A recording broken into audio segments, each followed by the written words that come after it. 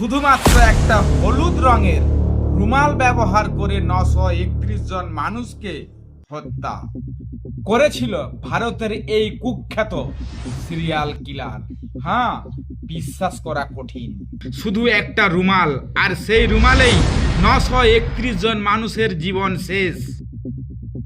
একজন মানুষকে হত্যা করতে লোকটার কতটা সময় লাগতো জানেন?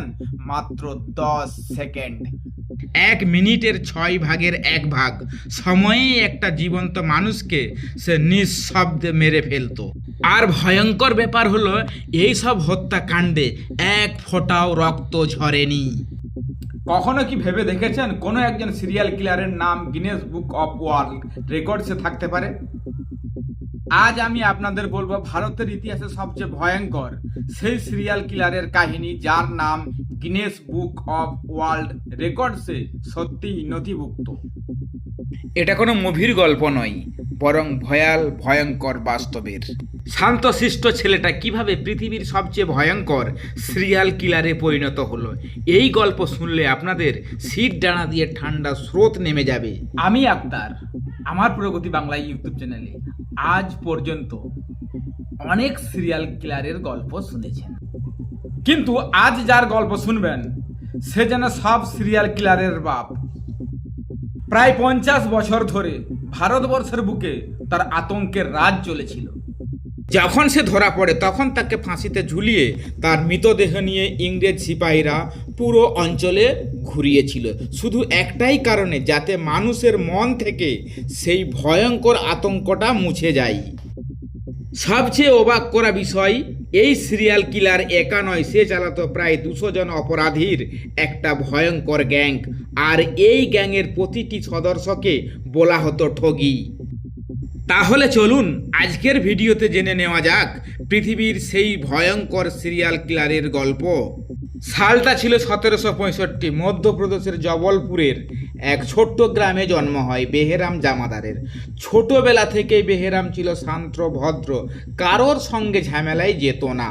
কিন্তু বয়স বাড়ার সঙ্গে সঙ্গে সে বুঝতে পারে নিচু জাত হওয়ার কারণে তাকে বারবার অপমান সহ্য করতে হয়েছে। তার অপরাধ কি? শুধু জন্ম। ধীরে ধীরে তার মনে জমতে থাকা ক্ষোভ আর রাগ। বেহেরামের বয়স যখন মাত্র 25, তখন তার পরিচয় হয় প্রায় 50 বছরের এক ব্যক্তির সঙ্গে, ওস্তাদ সৈয়দ আমির আলী। এই আমির আলী ছিল একজন ভয়ঙ্কর ঠগি। এবার আপনার মনে প্রশ্ন আসতেই পারে, এই ঠগি কারা?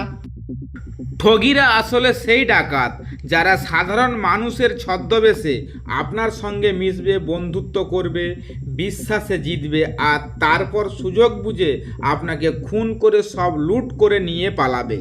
ঠগিরা সাধারণত চোর কিংবা ডাকাতদের মতো অতর্কিত আক্রমণ করে না। ওরা মানুষের সঙ্গে মিশে মানুষের বিশ্বাস অর্জন করে আর তারপরে আক্রমণ করে। এত শান্তশিষ্ট ছেলে বেহেরাম কিভাবে হয়ে উঠল ভারতের সবচেয়ে ভয়ঙ্কর ঠগি? এর পিছনে এক অদ্ভুত এবং ভয়ঙ্কর শিহরণ জাগানো ঘটনা। একদিন সৈয়দ আমির আলী বেহেরামকে নিয়ে গেল তার গোপন আস্তানায়। সেখানে তার গ্যাংয়ের অনেক লোক উপস্থিত ছিল। হঠাৎ করে একজন লোককে টেনে হিঁচড়ে নিয়ে আসা হলো বেহেরামের সামনে। আমির আলী বলেন, ওই লোকটা বিশ্বাসঘাতক আর এর শাস্তি একটাই, মৃত্যু। আর সেই মুহূর্তে সেই মৃত্যুদণ্ড কার্যকর করার দায়িত্ব তুলে দেওয়া হলো বেহেরামের হাতে। একজন বিশ্বাসঘাতককে মারার জন্য বেহেরামের হাতে একটি রুমাল তুলে দেওয়া হলো। সৈয়দ আমির আলী তাকে বললেন, ওকে শেষ করে দাও। শুরুর দিকে বেহেরাম একদম পাথরের মতো দাঁড়িয়েছিল, কিন্তু চারপাশে 40 থেকে 50 জন ঠগির হাততালি আর উৎসাহ সে ফিরে আসে সাহস নিয়ে। ধীরে ধীরে সেই লোকটার দিকে এগিয়ে যায়। তার হাতে থাকা রুমালটা লোকটার গলায় পেঁচিয়ে ধরে। যতক্ষণ না লোকটা মারা যায় ততক্ষণ সে নিজের সব শক্তি দিয়ে চেপে ধরে রাখে। ঠিক এইভাবেই প্রায় 50 জন মানুষের উল্লাস আর চিৎকারের মধ্যে জন্ম নেয় ভারতবর্ষের বুকে এক ভয়ঙ্কর সিরিয়াল কিলার বেহেরাম। ভিডিওর দ্বিতীয় অধ্যায়ে থাকবে সেই সিরিয়াল কিলারের ভয়ঙ্কর তাণ্ডব। এক রাতেই শেষ 200 জন বরযাত্রীর জীবন। কিছুদিন পর আরো একটি ভয়ঙ্কর ঘটনা ঘটে যায়, যা বেহেরাম একাই প্রায় 200 জন বরযাত্রীর দলকে উধাও করে দেয়। ভারতীয় অপরাধ ইতিহাসে এক কালো অধ্যায় হয়ে থেকে যায়। ঘটনাটা সেই সময়ের যখন গোয়ালিয়ার এক ধনী ব্যবসায়ীর ছেলের সঙ্গে দিল্লির আর এক ধনী ব্যবসায়ীর মেয়ের বিয়ে ঠিক হয়। বিয়ের দিন গোয়ালিয়া থেকে বরযাত্রীরা দিল্লিতে আসে, ধুমধাম করে বিয়ে হয়, আনন্দ উৎসবে ভরে ওঠে চারিদিক। প্রায় 200 জন বরযাত্রী, তার মধ্যে বরকনে আত্মীয় স্বজন, পালকি বহনকারী, লেঠেল সবাই। বেহেরাম ততদিনে নাম করা ঠগি হয়ে উঠেছে।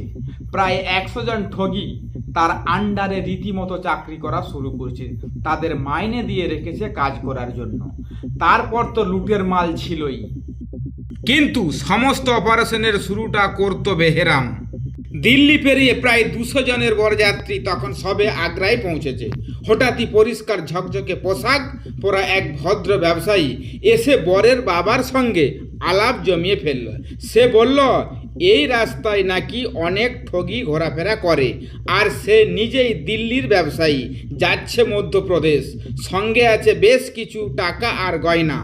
তারপর সে অনুরোধ করলো, আপনাদের দলে তো অনেক লেঠেল পালোয়ান আছে, আমি কি আপনাদের সঙ্গে গেলে নিরাপদে যেতে পারবো? একজন অসহায় মানুষ সাহায্য চাইছে, এই ভেবে বরের বাবা রাজি হয়ে গেলেন। কিন্তু তিনি একটুও বুঝতে পারলেন না এই লোকটাই আসলে ছদ্মবেশী বেহেরাম। ধীরে ধীরে বেহেরাম সবার সঙ্গে একেবারে আপন হয়ে গেলেন। হাসি ঠাট্টা গল্প সব মিলিয়ে সে সবার মন জয় করে নিলেন। এরপর সে নিজেই বলল তার রান্না নাকি অসাধারণ, আর সেই রাতের রান্না দায়িত্ব নিজের কাঁধে তুলে নিলেন। রাত্রে জঙ্গলের মধ্যে কাঠ জ্বালিয়ে রান্না শুরু হলো। সবাই মিলে সেই খাবার খেলো, আর বেহেরামের রান্নার প্রশংসায় তাকে ভরিয়ে দিল।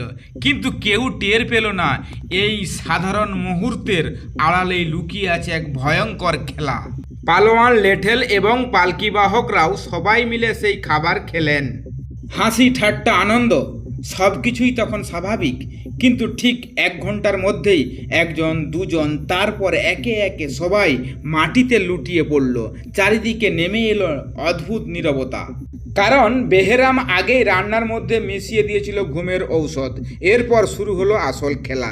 বেহেরামও ঘুমের ভান করে পড়ে রইল কিছুক্ষণ। যখন সে নিশ্চিত হলো সবাই অচেতন, ঠিক তখনই সে পকেট থেকে বের করলো একটা হলুদ রঙের রুমাল। নিঃশব্দে একে একে সেই রুমাল দিয়ে পালোয়ান, লেঠেল এবং পালকি বাহকদের গলার টুটি চেপে খুন করলো।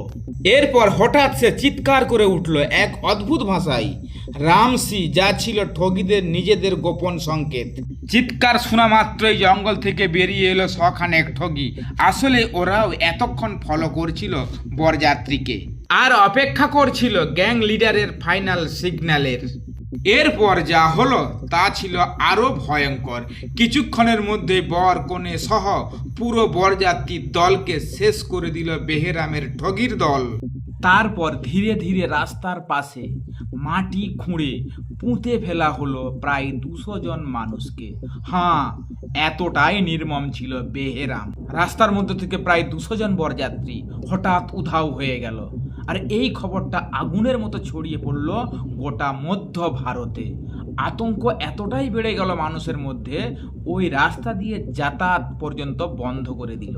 কিন্তু ততদিনে শুধু একটা রাস্তা নয়, বেহেরামের ভয়ের রাজত্ব ছড়িয়ে পড়েছিল অনেক দূর পর্যন্ত। তৎকালীন আবাদ অর্থাৎ আজকের লখনৌয়ে থেকে মধ্যপ্রদেশ, রাজস্থান আর উত্তরপ্রদেশ পর্যন্ত 17টা ভাষায় অনায়াসে কথা বলতে পারত বেহেরাম। রাজস্থানে গেলে রাজস্থানি, গুজরাটে গেলে একদম খাঁটি গুজরাটি। দেখে বুঝার উপায় ছিল না সে আসলে বাইরের লোক। বিভিন্ন ভাষার জ্ঞান এবং বিভিন্ন আচার ব্যবহার রপ্ত করার দক্ষতাই ছিল বেহেরাম ঠগীদের মূলধন। এই ভাষার জাদুই ছিল তার আসল অস্ত্র। মানুষ তাকে আপন ভেবে বিশ্বাস করত, আর সেই বিশ্বাসী হয়ে উঠত তাদের সর্বনাশের কারণ। আর বেহেরামের দলের সকলেই মোটামুটি ওর মতোই পারদর্শী ছিল। কিন্তু দলের মধ্যে বেহেরামের সবচেয়ে প্রিয় বন্ধু ছিল ওর বন্ধু ফিরাঙ্গি। তবে পরবর্তীতে অবশ্য ওই ফিরাঙ্গির বিশ্বাসঘাতকতাতেই ফাঁসিতে ঝুলতে হয়েছিল বেহেরামকে। সেই গল্পটা না হয় একটু পরে বলছি। এখন বরং বেহেরামের গোটা গ্রাম উধাও করে দেওয়ার ঘটনাটা বলি। বর্তমানে রাজস্থান মধ্যপ্রদেশের সীমান্তে একটি গ্রাম আছে। গ্রামের নাম নিমুঞ্জ বা নিমঞ্জ। সেই সময় ওই গ্রামে অনেক ধনী ব্যবসায়ী বাস করত। এই খবর বেহেরামের কানে যেতেই সে ঠিক করে এক রাতের মধ্যেই গোটা গ্রাম লুট করবে। শুনতে খারাপ লাগলেও সে এই অসম্ভব কাজটাই সম্ভব করে দেখায়। প্রথমে সে তার বন্ধু ফিরাঙ্গিকে নিয়ে গ্রামে যায় এবং সেখানে প্রায় 3 মাস ধরে বসবাস করতে শুরু করে। সে ওই সময়ের মধ্যে ধীরে ধীরে গ্রামের সবার বিশ্বাস অর্জন করে নেয়। বেহেরাম একদিন সে সবাইকে জানায় সে নাকি বড় একটি ব্যবসায় লাভ করেছে আর সেই আনন্দে গ্রামে একটি পুজোর আয়োজন করতে চাই। এরপর শুভ দিনক্ষণ দেখেই পুজো অনুষ্ঠিত হলো। গ্রামের সবাইকে পাত পেড়ে খাওয়ানো হলো, কিন্তু গ্রামবাসীরা গুণাক্ষরেও টের পেল না। ভোগ প্রাসাদের মধ্যে মেশানো রয়েছে ঘুমের ঔষধ। পরের দিনে সকালে 18 কিলোমিটার দূরে থাকা ব্রিটিশ চৌকিতে খবর গেল, নিমুঞ্জ গ্রামের কোনো খোঁজ পাওয়া যাচ্ছে না। ব্রিটিশ সিপাহী এবং অফিসাররা দ্রুত সেখানে পৌঁছে দেখে পুরো গ্রাম ফাঁকা, তবে ঘর বাড়িতে লুটপাটের চিহ্ন পরিষ্কার বোঝা যাচ্ছে। কিছুক্ষণ পর ব্রিটিশ সিপাহী এবং অফিসার দৌড়াতে দৌড়াতে এসে পৌঁছালো নিমুঞ্জে। তারাও এসে দেখলো সত্যি গোটা গ্রাম ফাঁকা, তবে গ্রামের প্রতিটা ঘরে কারা যেন লুটপাট চালিয়ে গেছে। খানেক বাদেই এক সিপাহী দৌড়াতে দৌড়াতে এসে খবর দিল গ্রামের একটা কুয়োর বিষয়ে। সবাই মিলে ছুটলো ওই কুয়োর দিকে, কিন্তু কুয়োর ভিতরটা তাকিয়ে দেখতেই হাত পা ঠান্ডা হয়ে গেল ব্রিটিশ অফিসারদের, কারণ সেই কুয়োর ভেতরে তখন থরে থরে সাজানো রয়েছে গ্রামবাসীদের লাশ। এরপর গ্রামের অন্য দুটো কুয়ো থেকেও আরও লাশ উদ্ধার হলো। সবাই হতবাক হয়ে যায়, এক রাতের মধ্যে এতগুলো মানুষকে প্রায় কোনো রক্তপাত ছাড়াই কিভাবে হত্যা করা হলো। এই প্রশ্নের উত্তরে লুকিয়ে ছিল বেহেরামের সেই 10 সেকেন্ডের কলিং টেকনিক। আর সেই টেকনিকটা কি ছিল সেটা নিয়েই পরের অংশে কথা বলবো। দেখতে সাধারণ একটা দল, কিন্তু ভেতরে ভেতরে তারা ছিল মৃত্যুর কারিগর। সংখ্যায় প্রায় 200 জন ঠগির দল। তাদের নেতা বেহেরাম, আর তার অদ্ভুত শর্ত, খুন হবে কিন্তু রক্ত ঝরবে না। শুনতে যত সহজ, কাজটা ততটাই কঠিন, কারণ রুমাল দিয়ে নিঃশব্দে কাউকে শেষ করা এটা কারোর পক্ষে সম্ভব না। কাউকে খুন করতে গেলে আরও 2 জন ঠগির দরকার পড়তো। সেই মানুষটার হাত পা চেপে ধরার জন্য ফলে প্রায় কর্মচারীরা এসে অভিযোগ করত বস বেহেরামের কাছে। হঠাৎ করে বেহেরাম মাথা খাটিয়ে মানুষ খুন করার একটা নূতন উপায় বের করলো। একদিন ধরে আনা হলো এক ব্রিটিশ সিপাহীকে। আজ কিছু আলাদা হতে চলেছে। সবার সামনে দাঁড়িয়ে বেহেরাম তার ওস্তাদ সৈয়দ আমির আলীকে জিজ্ঞাসা করলেন, এই ইংরেজটাকে মারতে কত সময় লাগবে? ওস্তাদ আমির আলী একটু ভেবে বললেন, 1 থেকে 1.5 মিনিট সময় লাগবে। বেহেরাম হেসে বললেন, আমি 10 সেকেন্ডে শেষ করে দেব। এই কথা শুনে সবাই স্তব্ধ। আমির আলীও অবাক হয়ে বললেন, অসম্ভব, রক্তপাত ছাড়া 10 সেকেন্ডে কাউকে মারা যায় না। ওস্তাদ আমির আলীর কথা শেষ হতেই বেহেরাম ধীরে ধীরে নিজের পকেটে হাত গলিয়ে আর বের করলো সেই কুখ্যাত হলুদ রুমাল। এবার দেখা গেল সেই রুমালটার সাথে একটা কয়েন বাঁধা আছে। বেহেরাম সেই কয়েন বাঁধা রুমালটা ব্রিটিশ সিপাহীর গলায় পেঁচিয়ে জোর করে চাপ দিল। চাপ দিয়ে বলতে শুরু করলো বেহেরাম, যদি এই কয়েনটা গলার কণ্ঠনালীর ওই ফুলে থাকা জায়গাটায় ঠিকভাবে বসিয়ে জোর করে চাপ দেওয়া যায়। কিন্তু কথা শেষ হওয়ার আগেই হাওয়া বন্ধ হয়ে গেল, আর সঙ্গে সঙ্গে নেতিয়ে পড়ল সেই ব্রিটিশ সিপাহী। মৃতদেহটা পাশ কাটিয়ে যেতে যেতে বেহেরাম নিজের দলের বাদ বাকি ঠগিদের বলল, কাল থেকে সবাই রুমালে কয়েন বেঁধে প্র্যাকটিস শুরু করো। এরপর এই নতুন কৌশল ব্যবহার করে এক রাতেই গোটা একটা গ্রাম উজাড় করে দিয়েছিল বেহেরাম। এই ঘটনার পর সব ব্রিটিশ সিপাহী এবং অফিসারদের মনে ভয় ঢুকে গেল, কারণ সবাই জানতো বেহেরামের পেছনে লাগা মানে নিশ্চিত মৃত্যু। কিন্তু অশুভ শক্তিকে বিনাশ করতে একদিন না একদিন একটা শুভ শক্তির উদয় তো হয়। আর এই গল্পে সেই শুভ শক্তির নাম উইলিয়াম হেনরি সিলম্যান। কিন্তু কে এই সিলম্যান, কিভাবে সে শেষ করেছিল পৃথিবীর সবচেয়ে ভয়ঙ্কর সিরিয়াল কিলারকে, ভিডিওর পরবর্তী অধ্যায়ে বলবো। সেই গল্পটাই ব্রিটিশ পুলিশরা তখন বেহেরামের ভয়ে আতঙ্কিত। ঠিক সেই সময় সুদূর ইংল্যান্ড থেকে ভারতবর্ষের মাটিতে পা রাখলেন ক্যাপ্টেন উইলিয়াম হেনরি সিলম্যান। আসলে ইংরেজ সরকার বেহেরামের অত্যাচারে অতিষ্ঠ হয়ে সিলম্যানকে পুলিশ সুপার হিসাবে জরুরি ভিত্তিতে ভারতে পাঠায়। কিন্তু ভারতে পা রাখার পর থেকেই সিলম্যানের আচরণ একটু অদ্ভুত লাগতে শুরু করে। তিনি ধীরে ধীরে ব্রিটিশদের পোশাক ছেড়ে দিয়ে সাধারণ গরিব ভারতীয়দের মতো পোশাক পরা শুরু করেন। তিনি গ্রামে গ্রামে ঘুরে বেড়াতে থাকেন একজন ভবঘুরের মতো। কখনো কারোর বাড়িতে খেয়ে নিচ্ছেন, কখনো কারোর মন্দিরে, আবার কখনো গ্রামের কারোর উঠোনে শুয়ে রাত কাটাচ্ছেন। দিন কেটে যাচ্ছে এভাবেই, কিন্তু আসলে সিলম্যানের মাথায় চলছিল অন্য খেলা। বেহেরাম যেমন ছদ্মবেশ নিয়ে মানুষের বিশ্বাস অর্জন করে নিত, ঠিক তেমনই সিলম্যানও ভবঘুরে ছদ্মবেশে গ্রাম থেকে গ্রামে ঘুরে চুপচাপ বেহেরামের সম্পর্কে তথ্য জোগাড় করতে শুরু করেন। এভাবেই একদিন সিলম্যান খোঁজ পেয়ে গেল বেহেরামের প্রিয় বন্ধুর। ফিরাঙ্গির পরিবারকে সামনে রেখেই নিজের দলবলকে চুপ করিয়ে দিল সিলম্যান। তারপর সেই গ্রামেই দিনের পর দিন অপেক্ষা। প্রায় 5 মাস পর এক গভীর রাতে ফিরাঙ্গি বাড়ি ফিরল। ঠিক তখনই ওত পেতে থাকা সিলম্যান হানা দিল তার বাড়িতে।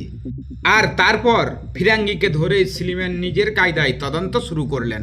আধমরা হয়ে যাওয়া ফিরাঙ্গি তখনও কিছুতেই গ্রামের বিষয়ে মুখ খুললেন না। ঠিক তখনই সিলম্যান নিজের তুরুপের তাসটা খেললেন। তিনি সিপাহীদের নির্দেশ দিলেন ফিরাঙ্গির গোটা পরিবারকে জ্যান্ত জ্বালিয়ে দেওয়ার। এই একটা চালেই বাজিমাত।